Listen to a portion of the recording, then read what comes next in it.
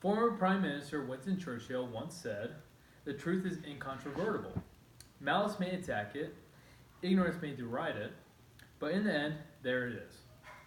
The truth is a hard thing to discover in today's day and age because it's hard to know whether we are being told a lie or the truth or somewhere in between. If you'd like to know some truths about vaccination and the importance of them, listen carefully. There are many people that don't understand the importance of vaccines and what they have done to better our country and our society. It's important to find out for yourselves whether vaccines are necessary and what they do for us.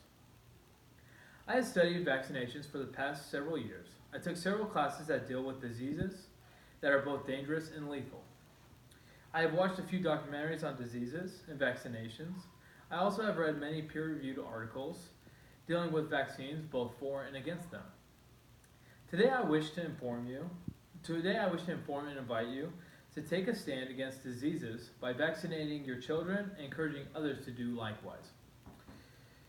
I will be speaking about the history of vaccines, what life is like without them, how much better life can be with them, and what you can do to make this world a better place.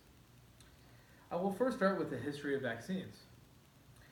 A famous entrepreneur, Naveen Jain, once said, "Humans have always used our intelligence and creativity to improve our existence. After all, we invented the wheel, discovered the printing press, discovered how to make fire, invented the printing press, and found a vaccine for polio."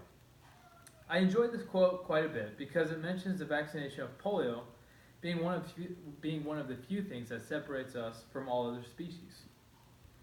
However, whenever there is success, there were many failures that led to that point. Just look at Thomas Edison and the light bulb. 10,000 tries until eventual success. The history of vaccines.org enlightens us about an important man that changed history and the world forever. Edward Jenner. Edward Jenner was the legend that invented the first successful vaccination in 1796. This vaccine was used for smallpox, a common disease that dates back for thousands of years. He retrieved this vaccine from cowpox and tested it on several milkmaids. After he realized his vaccination was a success, it became widespread, and over the course of time, smallpox was eradicated. Other scientists decided to follow suit with Dr. Jenner, and vaccines were produced for several other diseases such as typhoid, mumps, measles, and polio. Polio seems to stick out the most in history, and the reason being that it would claim the lives of thousands, many of which were at a young age. Today, polio has almost been completely eradicated, existing in only 3 countries. Hopefully in the coming years, it can be totally wiped out. Next, I'll be speaking on what's life like without vaccinations. An interesting question to ask yourself. We can take a look at our past for what life was like without vaccinations. Sadly, we can also look at the present and see a few countries that are still struggling with these detrimentally dreadful diseases. In the past, our country had many diseases that would kill off thousands. Vaccineinformation.org teaches us that polio was one of the most feared because it would leave an individual paralyzed or dead.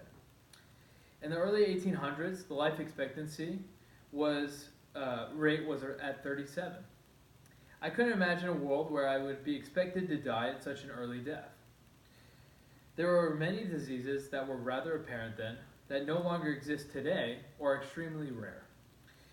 I served a religious mission in Peru in one of the poorer parts where I saw many people suffering from curable diseases that could be fixed if they just had the right resources. Most of the people didn't know how to read or write, let alone know what a vaccination is. I heard countless people die from different diseases during my time there. Peru isn't the only country suffering. There are many such as India, China, many islander countries, etc. Vaccine-preventable diseases have a costly impact, resulting in doctor's visits, hospitalizations, and premature deaths. Sick children can also cause parents to lose time from work, and as we all know, time is money. In conclusion, vaccines save us time, money, and most importantly, the lives of friends and family. However, there is still hope. Next, I will be talking about how vaccines have changed the world as we know it. Changes made thanks to vaccinations. Luckily, we are blessed to live in an era where technology is advancing and it is possible to transport vaccines and other medical aids to struggling countries. Whether it be through some sort of government agency, a religion, or some other charity, there is aid reaching these countries through many avenues.